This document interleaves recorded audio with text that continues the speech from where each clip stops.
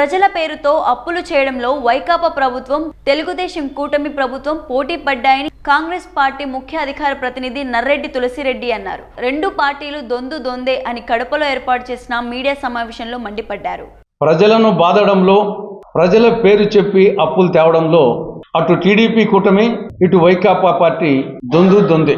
TDP కూటమి అధికారంలోకి వచ్చిన ఈ 7 నెలల కాలంలో అనేక విధాలుగా ప్రజలను బాధడం జరిగింది. ముఖ్యంగా 4 అంశాలు.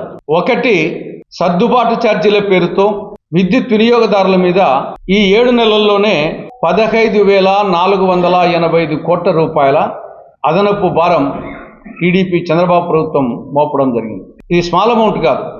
15,485 కోట్ల రూపాయలు సర్దుబాటు ఛార్జీల పేరు. That is number 1. నంబర్ 2, బహుశా రేపు 1వ తారీఖు నుంచి కానీ లేకుంటే అతి త్వరలో 20% రిజిస్ట్రేషన్ ఛార్జీల పెంపు జరగబోతా ఉంది. అటు భూముల మీద, గృహ భవనాల, నివాస భవనాల మీద, వాణిజ్య భవనాల మీద, అపార్ట్మెంట్ మీద, ప్లాట్ల మీద, అటు గ్రామాల్లో, పట్టణాల్లో, నగరాల్లో 20% రిజిస్ట్రేషన్ ఛార్జీల పెంపు జరగబోతా ఉంది. నంబర్ 2. మూడవది, నగరాలు, పట్టణాలలో త్రాగునీటి సరఫరా మీద యూజర్ ఛార్జీలు వేయబోతున్నారు. అది మూడవది. నాలుగవది, ఈ లోపల రాజస్థాన్లో జరిగినటువంటి జీఎస్టీ కౌన్సిల్ సమావేశంలో మన ఆర్థిక మంత్రి పయ్యావుల కేశవ్ గారు రాష్ట్ర ప్రభుత్వం తరఫున ఒక ప్రపోజల్ పెట్టాడు.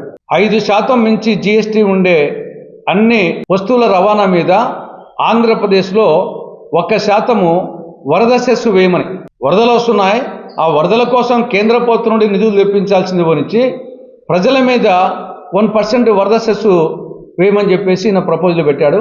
అది కూడా త్వరలో రాబోతా ఉంది. కాబట్టి అటు కరెంటు ఛార్జీలు, ఇటు వరద సెస్సు, ఇటు యూజర్ ఛార్జీలు, ఇటు రిజిస్ట్రేషన్ ఛార్జీల పెంపు, ఈ విధంగా బాధుడే బాధుడు, దంచుడే దంచుడు, పెంచుడే పెంచుడు, బాధుడే బాధుడు, వీర బాధుడు అనే విధంగా చంద్రబాబు ప్రభుత్వం ప్రజల మీద భారం మోపుతా ఉంది. ఇది ఒక యాంగిల్. ఇక రెండవ యాంగిల్ అప్పులు. అప్పులే అప్పులు. ఇది ఎలా ఉందంటే, కోడలికి బుద్ధి చెప్పి అత్త తెడ్డు నాకిందని ఒక సామెత ఉంది. గతంలో ఇదే టీడీపీ కూటమి పార్టీలు, వామపక్షాలు, మేము కూడా వైకాపా ప్రభుత్వం, జగన్ ప్రభుత్వం మితిమీరి అప్పులు చేస్తూ ఉంది, రాష్ట్రాన్ని అప్పుల కుప్ప చేస్తూ ఉంది, రుణాంధ్రప్రదేశ్ చేస్తూ ఉంది అని అన్ని పార్టీలు విమర్శించాం. అది వాస్తవం కూడా. ఇప్పుడు టీడీపీ కూటమి చంద్రబాబు ప్రభుత్వము అదే పని చేస్తూ ఉంది, అంతకంటే ఇంకా ఎక్కువ చేస్తూ ఉంది. ఈ యొక్క ఆర్థిక సంవత్సరంలో మొదటి 7 నెలల్లోనే 59,000 కోట్ల రూపాయలు అప్పు చేయడం జరిగింది. మొదటి 7 నెలల్లోనే 59,000 కోట్ల రూపాయలు అప్పు చేయడం జరిగింది ఆల్రెడీ. ఈ ఆర్థిక సంవత్సరం 2024-25లో 91,443 కోట్ల రూపాయలు అప్పు చేస్తామని మన బడ్జెట్లో ప్రవేశపెట్టారు. ఓపెన్ అది, దాని రహస్యం ఏం లేదు. కాబట్టి ఈ ఒక్క ఆర్థిక సంవత్సరంలోనే 91,443 కోట్ల రూపాయలు అప్పు చేస్తుందంట చంద్రబాబు ప్రభుత్వం. గతంలో కాంగ్రెస్, టీడీపీ, వైకాపా అన్ని మొత్తం కలిపి చేసింది 10 లక్షల కోట్ల రూపాయలు అయితే ఈ ఒక్క సంవత్సరంలోనే 91,443 కోట్ల రూపాయలు అప్పు చేస్తున్నారు. ఇది చాలక మళ్ళా పరోక్ష అప్పులు.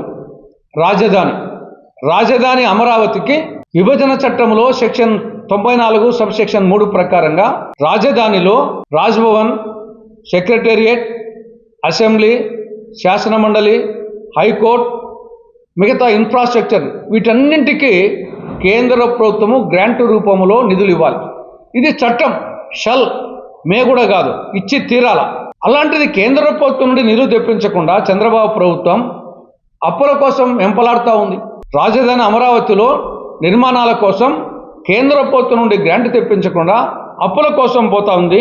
ప్రపంచ బ్యాంకు నుండి 6,796 కోట్ల రూపాయలు, ఏషియన్ డెవలప్మెంట్ బ్యాంక్ నుండి మరో 6,796 కోట్ల రూపాయలు, అడ్కో నుండి 15,000 కోట్ల రూపాయలు, జర్మనీకి చెందిన KFI బ్యాంకు నుండి 5,000 కోట్ల రూపాయలు, మొత్తము 29,592 కోట్ల రూపాయలు అప్పు రాజధాని అమరావతిలోని నిర్మాణాలకు గాను చంద్రబాబు ప్రభుత్వం తెస్తా ఉంది.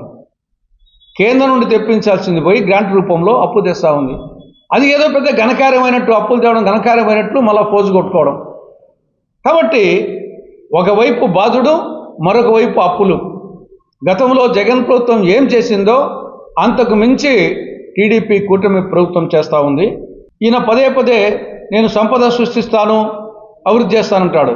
ఇదేనా సంపద సృష్టించడం? అప్పులు తేవడము, ప్రజలను బాధడము, దీన్ని సంపద సృష్టించడం అంటారా? దీన్ని స్వర్ణాంధ్రప్రదేశ్ అంటారా? దీన్ని వికసిత ఆంధ్రప్రదేశ్ అంటారా?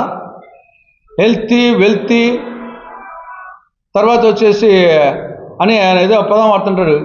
ఆంధ్రప్రదేశ్ హెల్తీ ఆంధ్రప్రదేశ్, వెల్తీ ఆంధ్రప్రదేశ్, తర్వాత ఇంకోటి ఏమి హెల్తీ వెల్తీ.